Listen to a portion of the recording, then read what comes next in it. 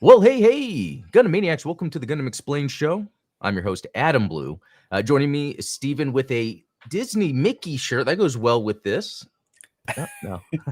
Yeah, there we go. No, I Kill the like the mouse, Disney right? stuff. No. Yeah, no, and the weathered look. I think that goes with this, But Yeah, this is cool because this is like almost like a black metal album cover, except too much color.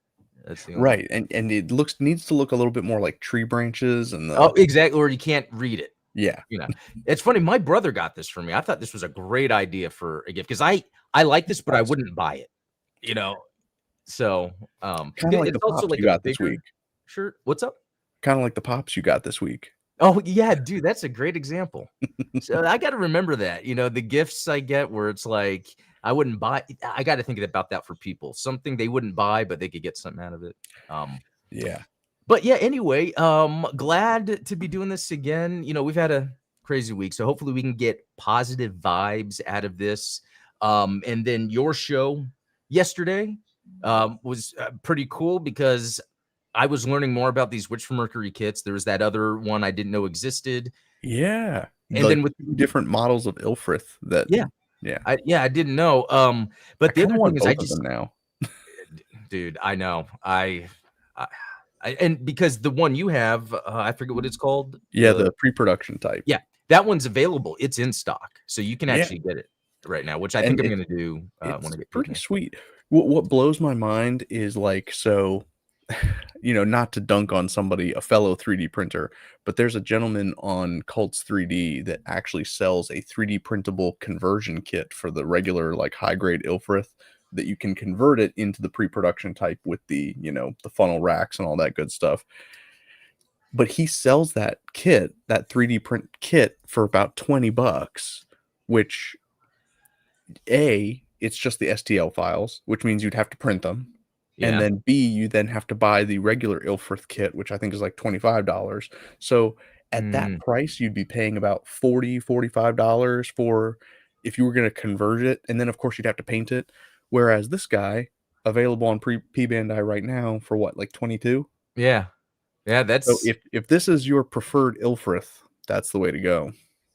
I don't know what my preferred is because I like them all. It's actually pretty interesting where, like, the Xerius, I keep forgetting if that's how you pronounce it, the Gundam Xerius, Yeah. like that. I think it's already shipped to me. I should be getting it soon. But like that's Sweet. another example of these Gundam designs that aren't from Universal Century. It's not my conventional, like more grounded or jet fighter looking thing, but there's just something about it where I think it's just it's more of like Bandai just doing, hey, let's get some artists to do some modern mecha designs. Yeah. And that's what it really looks like to me. You know what? You were talking about 3D printers. I'm gonna try to show you guys something here. So sorry for those that are only listening. But a mutual friend, buddy, Go GFX Unlimited, he was doing some moving and needed to store these somewhere right now. This is an alien head right here, and he's still working on it. And then right here is the Godzilla -1. Like I put my Robot Spirits RX-78-2 in his Yeah, that hand. thing is massive. I know. And I have some more pictures on the Instagram story, or whatever. But yeah, it was cool because I remember he was like, "Hey, I just need to store some stuff somewhere. Do you happen to have room?" I was like, "Oh yeah, dude, I'd love to have this stuff here." And then like my youngest and my wife, they're like, "Whoa, this is crazy!" Like, whoa, because I mean, I'm blown away by the size and scale that Goji prints at. Yes, and then Because he's huge. saying pick it up. Okay, I don't want to drop it Pick by. it up. Pick it up. All right. Okay, so for those of you listening, the Godzilla -1 is approximately the size of Adam's entire torso. Um, yeah, like basically from his waist to about his chin. So this thing is colossal. I don't know how many pieces it's printed at. So, Goji, if Oh you're in yeah. chat, let me know how many pieces. This is what kind of blows my mind about it too, is that, he is such an artisan when it comes to these things, because when he and I've talked about these prints, I'm like, "Oh, do you like hollow them out? Like what's your process for connecting them?" And he's like, man, and he's like, "I just do my best and like put them together, paint them, and they're gorgeous. It's Yeah. amazing." Yeah. In what was like the other thing that's hard to see on camera is if you were to look up close. The alien one's not done, but the Godzilla -1, it's not done yet, but he's been painting it, and the eyes are even painted. And it's the type of So stuff good. that, when I look on Instagram and I see, the miniature modelers doing the stuff, it's like that's actually what he's doing. And so it's funny how, when we first talked, like he was 3D printing the Godzilla buildings. That's how I got to know him. And 3D print guy, but he never would talk about his painting skills, and it's kind of funny how it's And especially for, like, effect parts because he does all of his own, oh like, what's the beam? yeah, for the Mecha Godzillas, all the different Godzilla beam effect parts. Yeah, Yeah, I forget, like, what the is it Hyper Beam? Is that no, Hyper Beam's Pokemon. What's the beam called that Godzilla does? he would Particle know that, beam? not me. Yeah, yeah, I that's it. It reminds me of names of guns in Gundam. Oh, yeah. It's like beam blaster, beam rifle, bazooka, beam. Hyper Yeah, Extra Mega Beam yeah, Particle Launcher? yep. Oh, atomic breath. I mean, Atomic Breath. I think Atomic Duh, I got should it. have figured, like, obviously, nuclear waste But created I it. also think there's another like heat. I think there's heat and atomic. I think they have, and actually in the Godzilla fandom, there is a big fight going on about the names of them changing the names. It's like, you I'm thought kind of Gundam exaggerating, fans, like, but were I'm not. contentious, but Godzilla fans, man, Yeah. that's a whole different breed of That is funny. It was fun getting into the Godzilla fandom because it is completely different than Gundam. It's because it's almost like you're admitting how much you love this giant dinosaur. yeah. Right? And so no one then BS's about having to know more than, and everyone's just like, "Dude, Godzilla cool. This Godzilla's cool." And it's like, "Yeah." Right. If there's that meme where it's like, "Wow, cool robot," like, literally, it's "Wow, cool dinosaur" or "Wow, cool dinosaur." Like, doesn't Yeah. matter which way you're looking at it, it's just Yeah. cool dinosaur. Um, Yeah. No, that's I'm cool. still Team Kong, so, Oh, okay. Yeah, Team Kong. And that's funny. That's why with the MonsterVerse movies, that they have, the American Godzilla. I don't care about Donkey Kong or Donkey Kong. See, that's my affiliation is the gorilla from Nintendo. But for King Kong, Godzilla's just cooler. Like, it's the romantic in me, I'm just like, he just wanted love. He fell in love with a beautiful blonde girl. I get it. I relate. no, dude, that's funny because that's what I was thinking in my head while we were talking. I was like, wow, well, King Kong has more like humanity to him. And maybe I like Godzilla because he's like my cat. Godzilla is Mhm. like my cat. Doesn't give an F. Will just do whatever and then just sleeps whenever. Yeah. That is very so, yeah, it's like dog people versus cat people. Yeah. Godzilla people are cat people, and King Kong people are Yeah. dog people. That is good. Now we That's need to come up with a Gundam version of that. Like, what's the what's the yeah, I Gundam know. equivalent of a cat person? Yeah, that's funny. Yeah, we'll have to figure that out. I wonder if that has to do with a V fin or a mono eye. It's It's gotta either be. V fin or mono eye. Or I think it's simply either mono eye or not. Wouldn't you Yeah, but say? then you have, like, the genre benders, like the Siskidae or Siskoid. Hey, Xeon fans love it. Yeah. So yeah. Um, okay, so let me think. There was that. Oh, anime night. So my anime night last Sunday, actually, and Andrew was there. I keep saying his first name, Goji FX. I hope it doesn't. Doxed. Yeah, I never know with that. Oh, by the way, what are you drinking? Oh, this is my first pumpkin beer of the season. It's a Nice. it's a local one too, so I'm a fan. We had pumpkin beers at my wedding, which, man, in a few days, that's gonna be 9 years ago. Oh, wow. Congrats.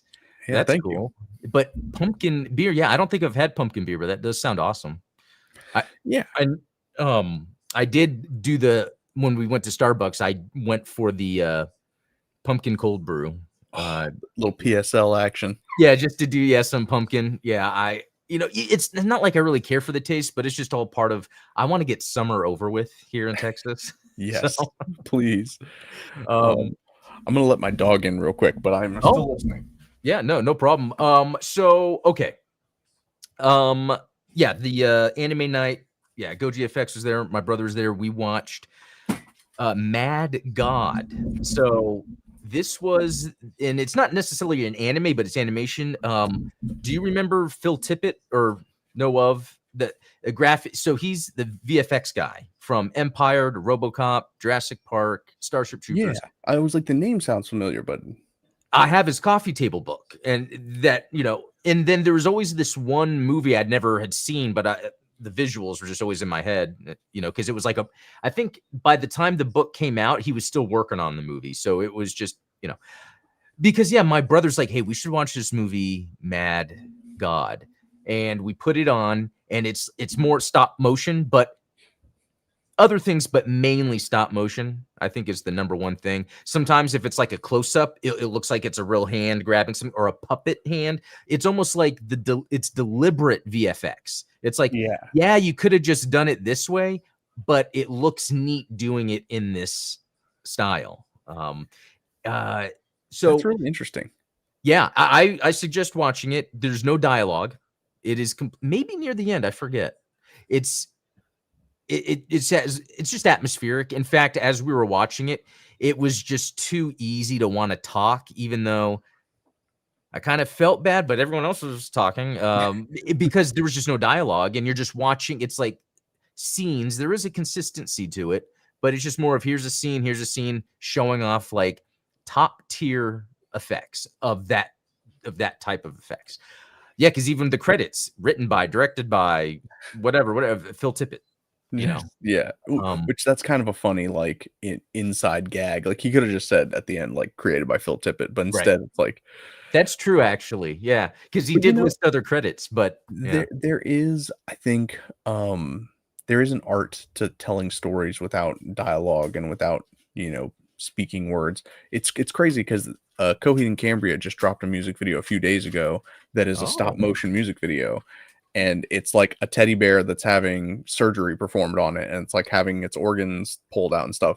And oh, to your wow. point, it's like done in a deliberate stop motion, like it's almost like they want you to know that that's how it's done as opposed to trying to mask it. You know what I mean? Like Yeah, when you go back and watch movies like Clash of the Titans that used stop motion animation to, illustrate these giant monsters, they were trying to deceive you into thinking that that giant monster was there. But yeah. I think with what you're describing with Mad Gods and with this music video is like they want you to know that that's how it was done. Yeah, like, I would love a Gundam series, that's live action, but with, suits and, buildings, where the people are actually in a Gundam suit and then doing, like, the beam sabers, like, Power Super Sentai Power Rangers. Yeah. Yeah. It's Oh, like, dude, that would be amazing. yeah, it's like that's done deliberately to give it that look, but hey, it's in my mind, it's a Mark II. For some reason, I'm just thinking someone in a Mark II that has a really good humanoid form, the easy to um, do stuff in. I mean, yeah, think of scenes where you see the Mark II falling on the building, and then you see like a obvious green screen with the feet cut off of like someone playing Camille running in front. Like that would just look cool. Actually, I need to keep that in my mind. Green Yeah. screen things. Yeah, why don't I just use? I don't mean to throw it in your face again. Why don't I use the metal build as like the miniature? Yeah. And then do some green screen fun. I don't know. I don't know. Yeah, there is I think his name is CG Kobakin on Twitter and on Instagram. G- Amazing Gundam illustrator, but also one of the things that they do is take photos of Gunpla and then Photoshop them into live action scenes so that they Oh create yeah, that like atmospheric, like this gives it this Gunpla, this scale, um yeah. Because as much as I'm excited about movies, especially like a new Gundam movie that has like this great CG. Like in my mind, like sometimes I'll picture, for instance, something you'd get out of the early Mid Journey, where you would type in like 70 mm camera, 80s film stock, whatever, to make it like it would be cool to deliberately make movies or mecha movies like that. So man, so many thoughts at once. I don't know why I'm this yeah. hyper. I'm always hyper, but no, because it would be neat for a studio to do that, and I think movies are going to start trying to be a little more creative, or studios at least with movies. Right. And it's like, okay, let's make a robot or a mecha movie. Okay, well then let's make it stylized. Like let's make something 70s stylized, because you know how many people love watching trailers of like Star Trek, but if it was like a trailer park or something like that, where it's like, why don't you just make a whole movie like that? Which I think that's what Quentin Tarantino does. Typically Kind of. with Yeah. movies. Yeah. I mean, uh where he's trying to do them in the styles, although it's usually hybrid. Yeah. yeah, the stories that he tells are very much like you know, it's like trying to capture a specific type of story in a specific type of genre that are odd, like an odd couple, you Yeah, know? yeah, it's interesting. I remember when Kill Bill came out, and they had that one scene in black and white, and what was so cool is at that time I was like importing movies from Japan to watch, that weren't coming out here, and they had Kill Bill, but that scene was in color instead of black and white. And that was like the only way until they ended up releasing it. But, Right. it's just very interesting the choices, filmmakers will make. But for artistic effect, it's like I kind of like the black and white better. Yeah. Yeah. Yeah. It's like the full color and seeing everything so clear is almost like when the CGI is obvious. It's Right. like it takes you out when things are too prominent or obvious. Subtlety, I guess, is Exactly. kind of a way. And I love when movies do that where they use effects, like they use, whether it's film effects, whether it's like frame rates, things like that, to create atmosphere and to change the perspective of what you're looking at. Like a kiddie version would be like um Puss in Boots: The Last Wish. How in during the fight scenes of Puss in Boots, they go to like this really slow frame rate as opposed to like the constant frame rate of the typical CGI, and so it almost looks like this hand drawn animation because of the way that they animate it. So when you kind of know what are action scenes and what are just dialogue scenes because of the way Oh, that the animation shifts, and it's was that really the cool latest looking. one? What's that? Was that the latest Puss in Boots? Yeah, yeah. Oh, okay, I didn't watch it. I know my youngest did. I didn't know. Did it make then the action scenes seem more impactful? Oh yeah, dude, the Oh, action sweet. scenes in that. So it's on Amazon Prime right now. Okay. Puss in Boots: The Last Wish. Heck yeah. The first Puss in Boots is awful. It's like pretty much the same as like a Shrek movie. I think Right. that Puss in Boots: The Last Wish really defined like a mood and like a character around Puss in Boots the character, instead of just being a spin-off movie from Shrek. This Wow, kind of that's gave impressive. the movie its own identity. So, but a more adult themed version of this effect would be like that movie The Witch, the David Eggers, where it's Oh, like switching between widescreen and like the three-fourths yeah. perspective, to where it's like you get to see open shots in widescreen, but then all of the tight shots that are inside give you this claustrophobic vibe. And it's crazy because like I didn't even notice that when I was watching it, but like you feel it Yeah. because of the way that the atmosphere grabs you. So I love those types of gimmicks. I mean, shocker, I'm the guy that puts LEDs in his Oh, gunpla, yeah. Yeah. but like I think that gimmicks are a powerful storytelling tool when used effectively. Yeah, wow, I really like how this conversation went. Yeah, yeah, so watch Mad God. Again, it is a gimmick effects movie. I like to put it that way, and I think that's something in video games too that we can look for, are gimmicks, which, we'll get I into mean, that actually shortly. yeah, dude, how cool would it be if video games used frame rates as a way of switching between action scenes and like we always typically think like, oh, more frame rate means better game, right? Like, oh, if Okay, it's not running 240, then but like what if it intentionally throttles the frame rate for cinematic effect? so that is a very interesting thing, because I know that you don't play too many modern action games all the time. That's No. actually an issue with Oh a lot of yeah. modern games, because cutscenes will always be widescreen, usually 30 FPS. And then gameplay will be whatever someone maxes their monitor. Usually cutscenes and Are gameplay pre-rendered. are, yeah, it's not matched, which sometimes that will get patched in as a fix. Like that's how serious is being taken out. But the other thing, two things. One, some games do this right, and I think it's Halo, where Mhm. it's like widescreen, and then like when it's the gameplay, the bars just disappear, and Yeah. it's like the full game. So that you're talking about, I totally forgot that was in that movie. Um, and then the other thing that I was gonna bring up too, did it have to do with the bars or I totally forget. It was Video another. games. Was it a Gundam game in particular, or No, it had something to do with that, the formatting. Was it someone was playing? Nah, it'll come back to me. There's always so many. It's funny when I do these podcasts, I realize, it's there's this mental game of keeping the flow going, but then I'm like, oh, I have this idea and this idea. because you and I are buzzing. Like we're I always know, like, I oh man, know, this. I know. Okay. So, what I want to show real quick before we move on is I got myself another Gundam Universe figure. Some of them are actually cheaper than the retail price because they're just extra stock of what's available now. This is, I think on your show, we confirmed, I think Ian helped. It was the Barbados Lupus Rex, right? Yeah.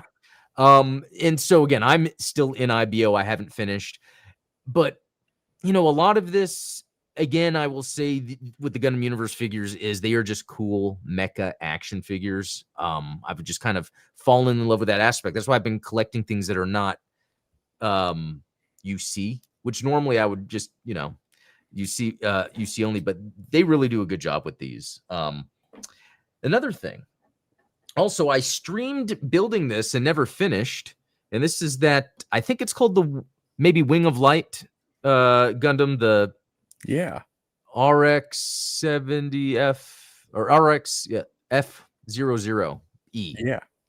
So Um, it's modeled after the Yokohama, like the right. moving Gundam, but with some added effect parts. Yeah, and so yeah, this is the entry grade with the effect parts being a separate one. So because that was really cheap, I was able to get this, yeah, super cheap. I mean, I don't know about now with shipping, but you can just check on those Hobby Link Japan or Ami or whatever. So yeah, this is all entry grade. I will say that this is actually really cool. It was really fun to build. I'll do a full review on it because what's interesting is the option parts is not only this wing of light or wing of light system or feather system. Yeah, I'm bad. Other than beams, names of beam rifles, it's these backpacks. It has armor, and it's just removable armor, and some of it is replaceable. So it's almost like extra gimmicks that Yeah. you normally wouldn't see, especially on the entry grade, except if you got those option parts, which maybe they do that. But for an RX-78 too, like how many different things does Bandai decide to do as an entry grade? This got entry grade, high grade. I think it got the previous version. It got robot spirits. Yeah. So yeah, interesting. I mean, does something like this, a kind of a side RX-78 2, interest you? Yeah, I mean, I'm a big fan of like the promotional type Gundams. Like, I mean, shoot, on my desk I've got the Gundam Front Tokyo high grade Oh yeah, RX-78, yeah. which similar vein. It's like modeled after something that's in real life, and they a lot of time the box art is fantastic on these kind of limited run kits, Yeah, and it just you either like it or you don't. Like some people are going to pick it up, like you, for instance, like you picked it up even though it I don't probably like it. didn't speak to you. What's that? Yeah, no, you're right, because I don't like it, but it was one of those because I like the RX. So this is interesting. We're dissecting the psychology here. Yeah. Because I like the RX-78 too so much, I just had to have known I built it. Yeah. I'm actually giving it to Ultronymous. Yeah, Hey, we had talked about it before because he was telling me he liked it, and I just happened to get it cheap from Japan, so it's like, but there you go. it's just one of those, like, I built the Beyond Global, I've built the G40, I've built most of them, and I really just like the standard ones. If it's Yeah. just a high grade or real grade, that's good. Real grade 2.0. I have the master grade 2.0, the perfect grade, whatever. But there's We got to get you something. the mega size. Yeah, I need to build that one too. Yeah, I know, right? I will eventually. But it's just this Yokohama one. I feel like all they did was just add extra lines on it. Right? It does feel that way a little bit, Yeah, but and that was one of the things that when you were building it, you live streamed the build. I managed to catch some of that, and I was like, oh yeah, that actually, like I would want to get that not for the Wings of Light, but just for the entry grade FF0 or yeah, F00 because like the panel lining on it looks good, and I'm yeah, I'm a huge fan of the posing on entry grades. Like they actually stand and pose really well. So yeah, I yeah. would be interested in that kit just And as it it is. has But this, which allows it that extra stability. Like even in the hey, instructions, it's like, hey, just put this on the ground. You know. there you go. Tripod. Um, yeah, you're right. Like even the back. So yeah, if you're someone that doesn't like to build, well, that you don't like to build, but you like to paint, there is so much detail on the back of the feather unit. I Yeah. mean, there's all over this. So yeah, this is prime for Yeah, I mean, it's like analyzing. the Requiem for Vengeance kits. Like Oh those yeah, kits, yeah. even if you don't like the design in particular, like there's so much detail in those kits that you can have fun painting them and customizing them. Well, do you think that's so? That almost seems like a deliberate thing, right? Would you Yeah, say that would be the case with the Lafrith? Like, do you think they're going for painting and detail, or do you think they're going for building a cool robot? that's a good question. Because when I look at them, I see action figure less, Yeah, I would or say more cool robot because like yeah, to me, there's only a handful of places where I could imagine kind of customizing the paint job on this. right. They have that slimmer profile, you know. Yeah, yeah.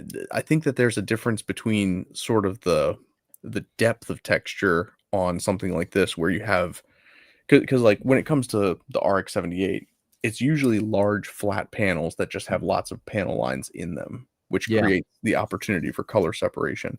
When you look at something like the Lafrith, you're looking at like large panels that are like abnormally shaped. They're not yeah, like it's not curve, like having a flat canvas to work on. It's like yeah. having a little bit more depth. And maybe some people like that for painting purposes, but for me, I'm like, I'll probably hit it with some panel line and top coat it, do that kind of minimalist thing. Yeah, you know what? That's why, yeah, those I don't know why, but I keep thinking of the aerial, and all of my aerials are in storage. It's like I was thinking, get out my Robot Spirits one, get out Well, the high grade one. all of the Ilfriths I think are cooler than the Ariel. I do too. But there is something though about that kind of core design philosophy with Witch for Mercury that are shared, the shared mobile suits that I like. It stands out. I think Yeah. that's yeah, that probably so okay, so here's something to think about. Ho Do you think there's a balance of effort put toward telling a story or designing the mecha? No, that's a good question. I mean, are you like for Witch from Mercury in And so particular, or that was like my first thought from Witch from Mercury, because even though the story's a little weird, you could tell there's effort put into it, maybe in terms of making it weird, the yeah, story, because there's things, characters are highlighted that should be background characters, and then the main characters don't usually, whatever. And then I wonder if like the kits are gonna sell anyway. So they're like, just they like let's hire some badass artists and have them make the coolest modern mecha. well, one thing about Witch from Mercury is it's very similar to Gundam 00 in the respect of like as far as the mecha designs go. Even though neither of these shows are like my favorite mecha designs, what I appreciate about them is that when you have different factions, they almost have different design languages. Like the Desulter, the Delanza, the Darabald, Oh yeah. all of them have like the same, they The kind of have like the same cylindrical, visor. They yeah. have like the same like sort of design aesthetic. Oh. And then when you look at like the Grassley House mobile suits, like the Michaelis and the Bagheer bow, like Yeah, they very all unique have like that gesture. really Right. unique visor where it's like the 4 lights instead of just 1 light. That thing's pretty cool, and so it's like you kind of have this thematic design around it, and it's the same way with, like, Gundam 00 where you have the Tierans are, Oh, yeah. the Reform League, the Union flags are the Union, and then the Enacts are what's the other faction? Couldn't tell you.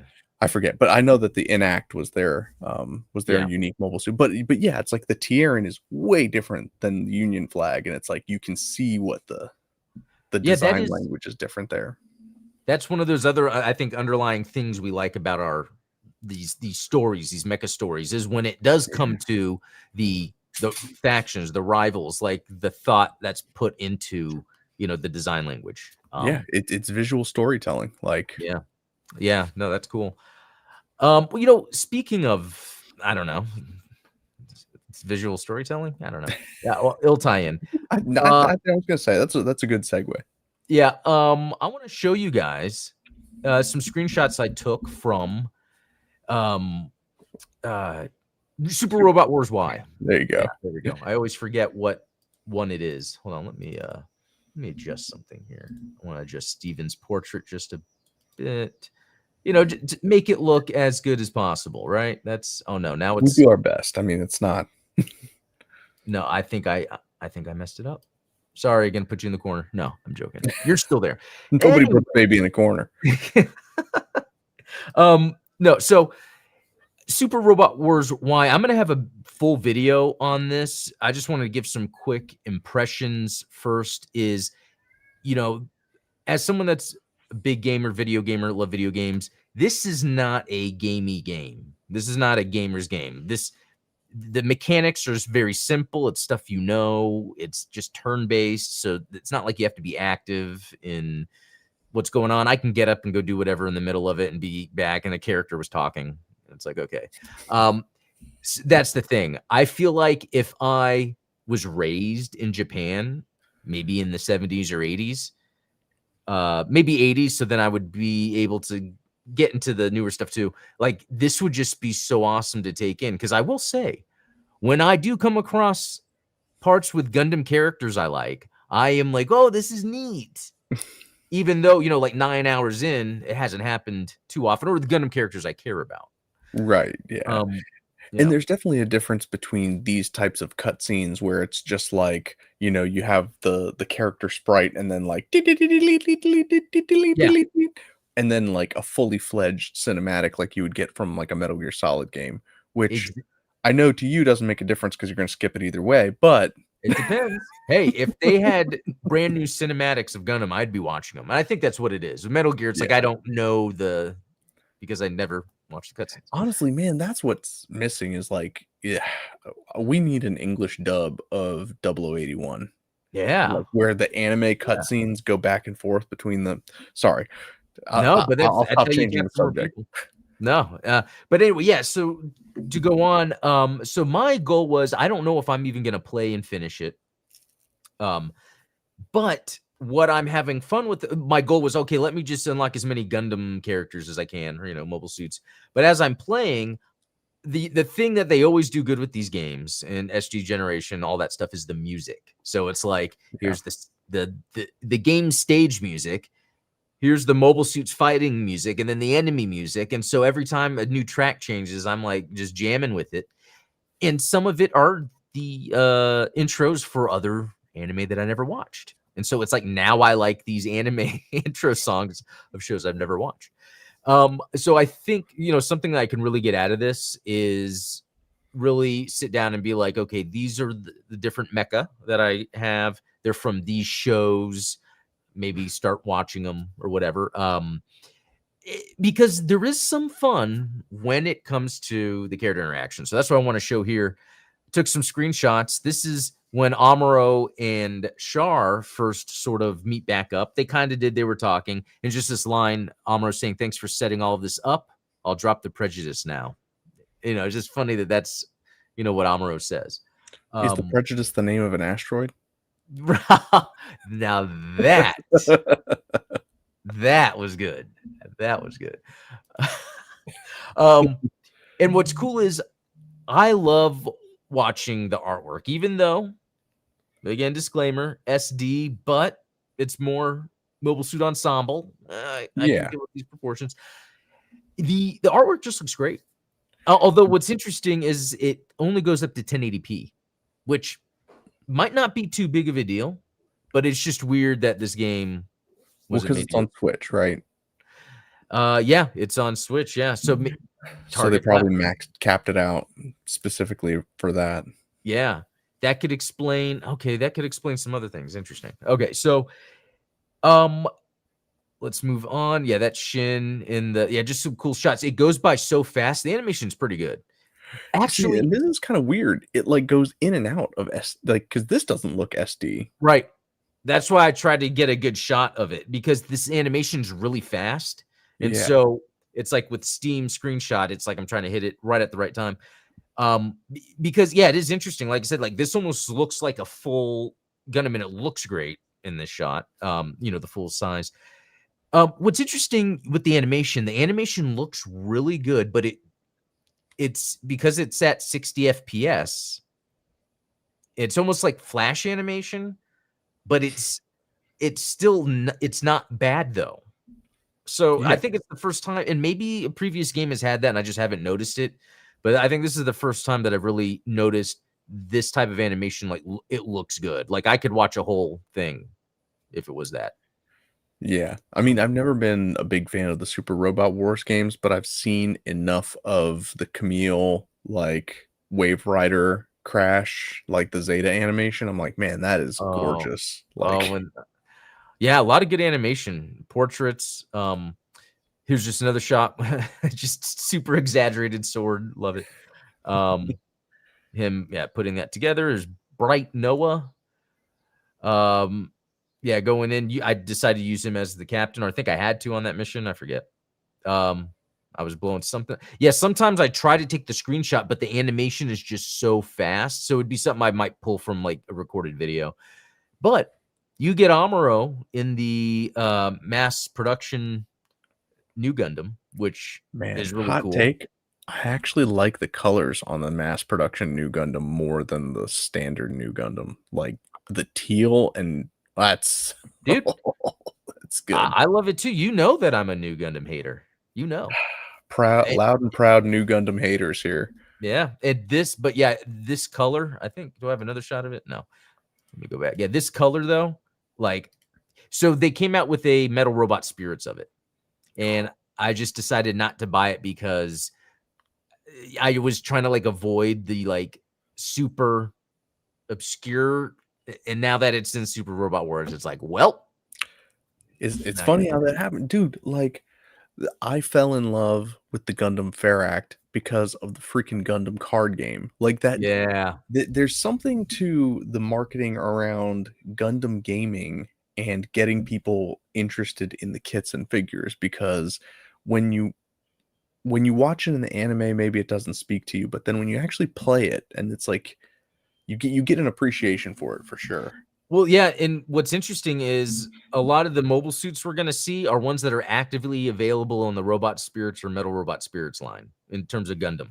So also you get Yeah, a right Mark II. away M-Machine in the Mark II is by far my favorite. I love because you can swap pilots around, but I love that this was the default, Yeah, because it's kind of classic, and I consider her like top, the top dogfighter pilots, like, especially when she saw what was going on and decided what to do. Um, I love that line when I first watched Zeta. It's like, did you read this? You remember that? I forget what the line was exactly, but that was a cool moment. Um, yeah, that was funny. She was so indignant. Like, what? No, of course not. Bask would never yeah, do something like that. And they're like, I know that. Anyway, this was a badass shot right here. oh, that one's so good. I know. I know. I was like, dang, got it. So this is something, and you see this not just in SD animation, but one of the things that I love in SD animation and some of like the other like proper proportioned animation, this image included. I love when mecha is drawn with like implied curvature. So, like, when you look at that shield in the model kit form, like, the shield does not bend that way. Like, the shield is, like, straight and has hard edges. But in Yeah. the animation here, you see it's got, like it's almost like got a curvature to it. It's softer edges. I love that look. I can't, like and everything about the mobile suit. Like, you look at the kneecaps, you look at the shoulders. on the model kit and in animation, those those are like hard edges, but this has like a softened look to it, and I Yeah. just love that effect. It's almost like it's refined. There's something about that where there's not like a inconsistent edge, jagged. It allows it all to be consistent. Yeah. Um, It feels like a 1980s car compared to like a 2000s car, where like 80s oh cars were really yeah, boxy, and whereas, in the 2000s we got more curvature in the cars. yep, yeah. No, I love it. Great shot. I mean, and we can even talk about the Mark II. I mean, I know we could talk about Emma all day, but All no, I'm day. joking. I meant to word that joke differently, so let's ignore that. Anyway, so this was interesting too because when Amuro showed up, he showed up in the Rigazee, which was pretty cool. I like the That is way cool. they're doing that. I didn't know what to expect. I like that it's this time period, kind of. There's obviously lapse over, but it was so funny because when Amuro shows up in the Rigazee, he just rams the enemy unit, and the enemy's like, "What? You just ram me?" And and then yeah, you're just a It worked badass. for Camille. Yeah.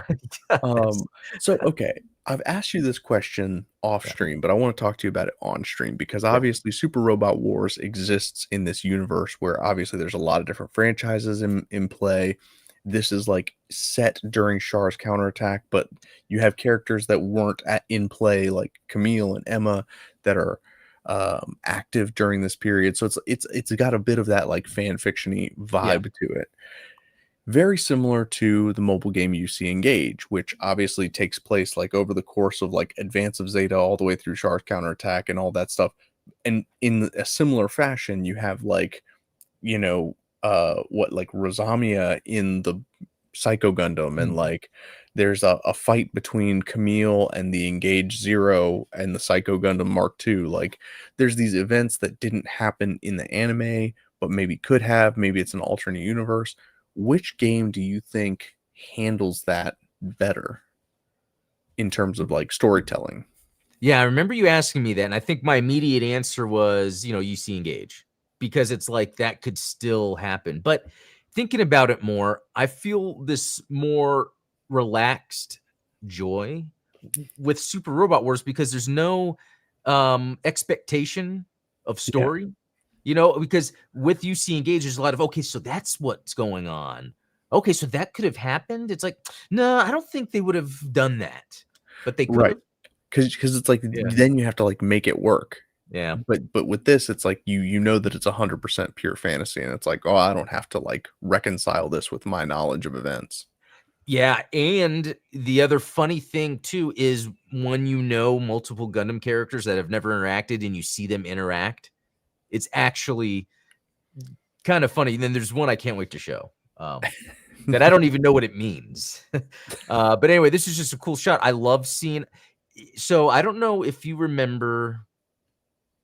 In stores you get the blind bags. You open them, they have the little like rubber Oh yeah, figures, like Minecraft or maybe Star Wars had them for a while. I would love to get some like that, like what we see here, but I don't think they make Gundam ones like that, right? That are soft, like like not that gummy texture. yeah, not Yeah, that it's squishy, but a gummy texture. Yeah. Because I yeah. would No, love they to play don't. something like that. That's I think that's a missed opportunity because I Yeah. almost feel like Because yeah, it would be almost like it's SD, but there's no articulation, and you can have like hundreds of them. I would build a yeah. fucking They're fleet. like chewing gum snacks, or like Yeah. chewing gum toys, Yeah. like yeah. Exactly. Yeah, okay. All right. So there's that. Yeah, I was just taking a screenshot. Yeah, here's some characters talking. Here's Rain. I know that character. But this other guy, he's from another show. Yeah. Um, let's see. And then yeah, Domon, and then yeah, a character from another show. This is the funniest. I don't know why. Just Char from Char's counterattack. Sorry for calling you all the way here. And it's Kira in the background. Like, that's the dumbest. Like, it's dumb because I don't know. I think Kira is like a gimmick character in a way, or a joke. Yeah. I don't know how to explain it, But Char is like he's written pretty serious. Yeah. Like, it, And so him saying he's calling Kira here, like, what? That's what makes this funny, you know? Well, and it's also just like poor characterization because I don't think in any series that Char has ever apologized for anything.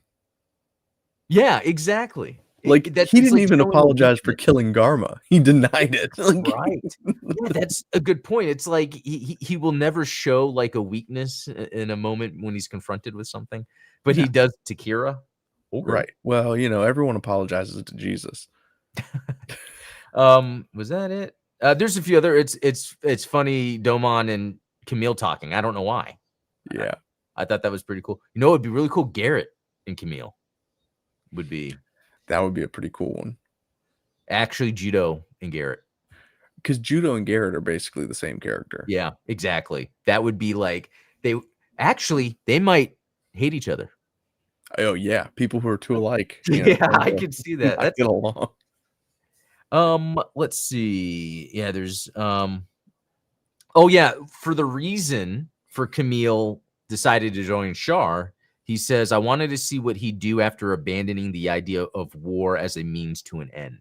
So apparently in this universe, Char claims that, he wants to not do war, but he still has Neo Zeon. So Camille decides to join. So that's that fan fiction. There's Yeah. always the different ways to go about it. And I thought that was pretty interesting. Any other cool shots? Yeah. Like I love the way this looks. Just the artwork, Yeah, the shading on it looks incredible. Like it's yeah. And then I love the depth of field. Like you could see it's subtle blur depending on maybe the layer that they have, like the hand in the back of the backpack. I got to say, like, there is a lot of care in, again, the thing that's not the gameplay. That's kind of going back to if you're deciding to buy this or not. It's this if you're a artwork. fan of Incredible. visual novels. Yeah, that's a good way to put it. And flipping through the pages is just moving the character. You're just moving the character. And that's another thing. There'll be some times you'll start the mission. It reminds me of when we were playing the Gundam card game. And the first phase, no one's really doing anything but just moving up.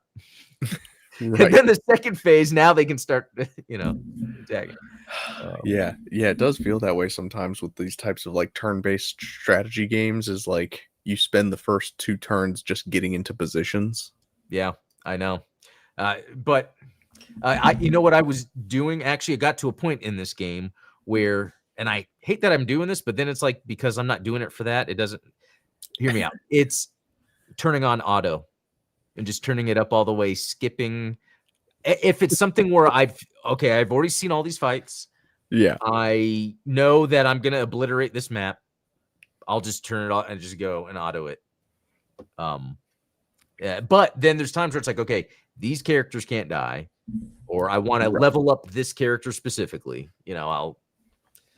And that's when you know that a game is built around grind, right? Is like, when I'm playing G Generation Eternal, the fact that there's so many so many missions and achievements that are based around like, oh, you beat this level 30 times. What, like, why is that even that shouldn't be something that you incentivize. And so, I mean, at least the game has like a skip button. It's like, okay, I'm going to skip it 6 times and then I have to log in tomorrow because my skips reset tomorrow. Like, it's just. But you know what I like that I don't think is used often, and you almost reminded me of it, is you did remind me of it. Is when some action RPGs have it to where when you use something a certain way, the more you do it, the better you level that up. Yeah. I feel like that's a really good way to capture a gamer's attention, especially if it's just done through the game's progression. Right. If it's done kind of organically. Yeah, because then it's like, we'll just use this a lot. But if you wanted to, you could go back with another thing that you want to level up, But if you wanted to organically go through the game, and can you think of a game off the top of your head that did that? Because I can't. I want to say it might be like Oblivion or something. Yeah, those types of RPGs typically do. Mass Effect is a good example of that. Like the more you do things, the better you get at them. Oh, okay. Yeah. Yeah, there's another game I was playing where I jumped, and then it was like, you leveled up. I'm like, what? And then I jumped. Dude, back in Morrowind, like the Or is old that Elder maybe Scrolls that's what it game, was? that was a hack. Was because what you would do is you would set acrobatics as one of your like class skills, and then you just jump for like 40 minutes, and you would max out your entire health bar. You'd max out all of your stats because you leveled up, but it was like, Wow. yeah, you Th- th- didn't do anything. Is that still like part of the game, or was that something that they Oh no, they patched stripped out? out all of the stuff that you could cheese. Like, I mean, back in Morrowind, there was two different ways of turning invisible. You had invisibility, and then you had chameleon. Invisibility was like a spell that ended the second you attacked, but chameleon was like a percentage chance that you wouldn't be seen, and so even if you attacked, you still could, like, you would still be invisible. Well, there was a way that you could enchant an entire set of armor where it's like chameleon 10%, chameleon 10%, chameleon 20%. And so you could max it out, chameleon 100%. And so you could just walk around invisible, doing whatever you want, and no one could stop you. Wow. They got rid of chameleon for Oblivion and for Skyrim. So, Interesting. Okay, so it's they changed it in the follow-ups. yeah. Yeah. I can see that because I do like the idea if there's a very unique way players have been able to combine skills. I learned that, or as a thought in my mind by playing, the older Castlevanias, well, Metroidvania Castlevanias that would have like different cards that you would, or souls, yeah, Yeah. from, and then it's like, yeah, you would use things together and you could like really like in Symphony of the Night, there's a lot of ways you can cheese the game, but it's kind of fun because it's like it's helping me for something specific. It's not helping me with everything or helping me win the game. It's like Yeah. what was it? There's one actually, it takes longer than it takes to beat the game to do it. It's where you have to like kill these guys in a room over and over, the percentage chance of getting a certain soul. But the soul Okay. is like really powerful. Oh yeah, it's to level up a blade. But anyway, See, I'm okay with stuff like that. Okay. yeah. Yeah. So tell me about this image because I see a couple of things about it that I like. Oh, A couple of okay. large things about it that I like. Funny you brought this up because I actually took this screenshot here I know why you and took this screenshot. this one here on purpose for two reasons, maybe four reasons. For research. No, but actually, I was really researching it because I was like, okay, these character, it's not that I have a problem with it. Just this day and age, I feel like that's over, gratuitous sexual. I don't know. I mean, maybe if she was covered up, but to me, I was like, that's interesting. Is this maybe a known character and that's why she's in here? And nope. And this is another one. Nope. I looked it up. Brand new character made for this game.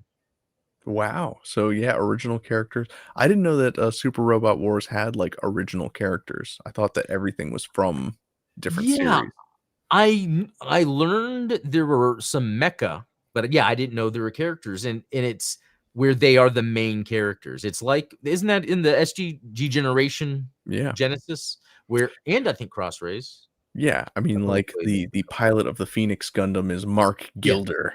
yeah, right, Yeah. exactly. It's the Phoenix Tornado, all those different Gundams, and so Yeah. yeah, they have the same things. Brand new characters. You have a story where because of what's going on, this girl on the right is like the main queen or something. Yeah, she kind of And looks like Diana from Turn A Gundam. okay, yeah, there's that. And you get into your city, I guess, in your throne room, and then it lifts off the ground. It's like the whole city is the airship, the battleship. And That's so kind of cool. yeah, it is kind of cool. And then you're just go, you have a crew with you. But yeah, I found it interesting that they did that with these. Yeah, that's actually the ship, even though it would be much larger compared to everything else. Yeah. Um, I mean, this is a totally stacked roster. I'm gonna keep trying to make as many bad puns as I there's, can. there's tons to be made. I Yeah. mean, Uh, 2 to 4. It's and so, but don't you find that interesting? Like, it's almost, you would think some, yeah, and I hate to bring it up because I'm not trying to bring up politics or anything, but the whole yeah. idea of like, well, let's tone that down. That might be a little too much. But no, Yeah. that makes me think this game is sold solely to a specific fan base. And isn't there something to be said about that? Is that like the broader the appeal of the game, the less appeal that it has, right? Like, That's the more really that they try yeah, to cram a bit of every genre and they try to strip out anything that would offend one audience or another, then what ends up happening is you have this very vanilla, bland, uninteresting game. But when you have a game that's designed for a specific audience and, like, maybe you don't like it, that's fine, but, like, it really resonates with that audience because of that type of fan service, and it's like, fine. If you don't like that, then let's make a game that doesn't have that and appeals to a different demographic. That's cool. But like once you start taking all games and trying to fit them in this funnel of let's appeal to the widest possible market, which I think you've talked about on Blue Gamer, where it's yeah, like, these big publishers are trying to squeeze every last dime out of a game. And so they're like, well, we have to make sure that we have RPG elements in it because then the RPG players will play it. And then we're yeah, going to stuff like a mini game in there because, everyone likes mini games. And it's like once you dilute the core identity of a game to yeah. try and catch everybody, then you're going to catch nobody. And I think that's something to think about. I like how I use think multiple times as if there's layers to it. It's deep. And maybe It's there pretty are. deep. But I think it's something to think about. I did it again. When you are thinking of things. Wow. Is that really all yeah, I don't know. It it But it's something to consider when you're thinking of things is there you like, yeah, go. Okay, 'cause let's yeah, yeah, no. But no, 'cause that yeah, that it's a really good point. I think especially when you're watching Star Wars or another thing you like and they have the newer version and you're like, I don't know why I don't like it. And sometimes you might just be like, it's just bad. And then you're just trying to think of why it's bad. But it could be because that core part of it is missing. And it's like you can feel it. It's hard to really I think the biggest example for me was the Boba Fett TV show.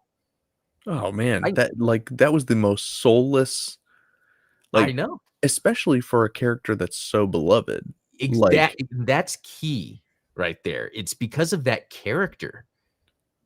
Like but the Obi-Wan, it's like, that's part of the problem. See, and I've always talked about this, the Boba Fett inverse rule of popularity, right? yeah, That's Steven's razor is the Boba Fett inverse rule of popularity.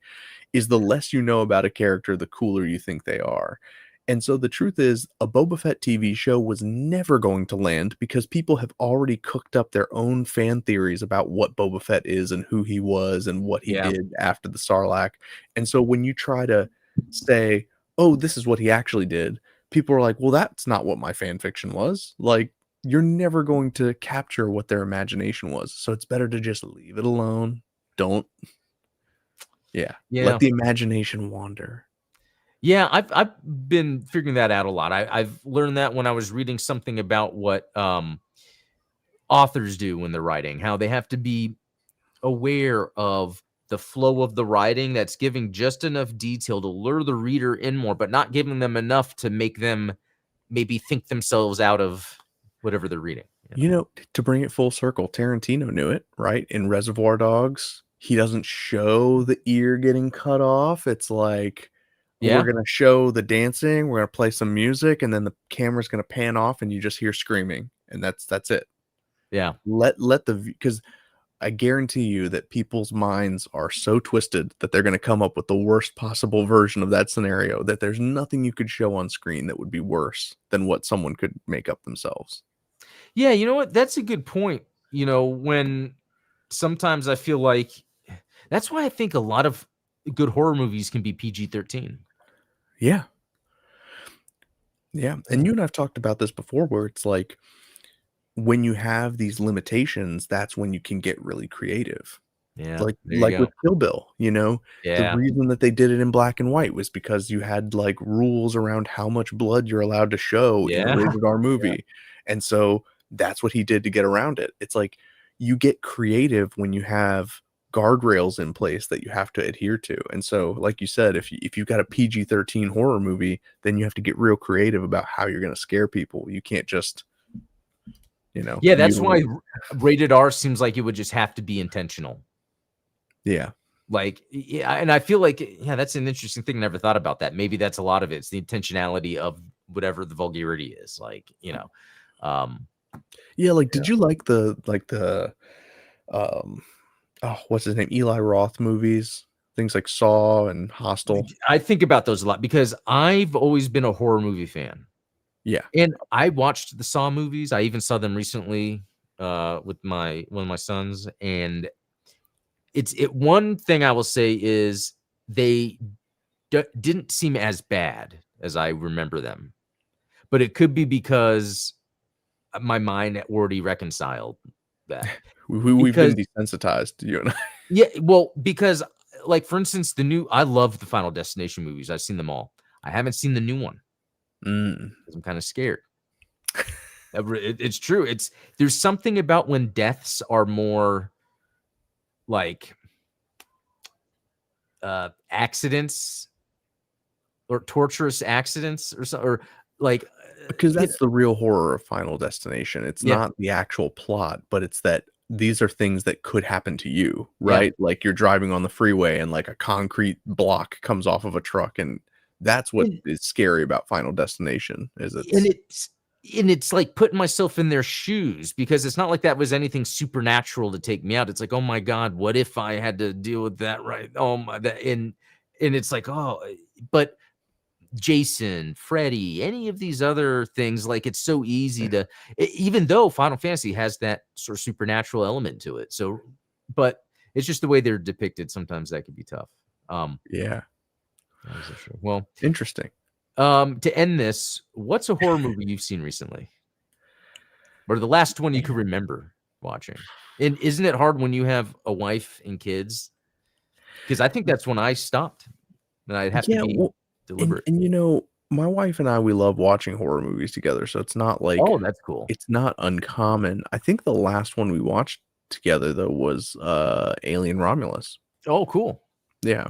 That's cool. Which, that's a perfect, like, atmospheric type, it's not in your face kind of Right. gore and but yeah, Yeah, what about exactly. you? What was the most recent? Um, you know what? I don't remember exactly. It might have been Smile 2, but we didn't finish Mm, it because we were in the theater. I might have seen another horror movie after that. Toxic Avenger, not really. Not, yeah. yeah, the So trauma stuff is not like not, yeah, yeah, even though it has that stuff, but yeah, I right. think it was the Smile 2. But yeah, there was after a certain scene that was that type of thing, like more of a it's not like any supernatural element was at play, but the person was doing it to themselves. So and for me and my son, we were like, it's because at that point you're just watching a torture. Right. Uh, oh, okay. Here's a good example. Artie the Clown movies. Artie the Clown movies. I'm not You familiar know with these. the low budget clown movies. I'm sure someone in chat will know what I'm talking about. Yeah. The third one just came out last October. It's that clown. Oh, the one that, like, Chris Jericho's in. It could, yeah, Um, that could be it. why am I forgetting? You probably know what I'm talking about, though, right? Yeah.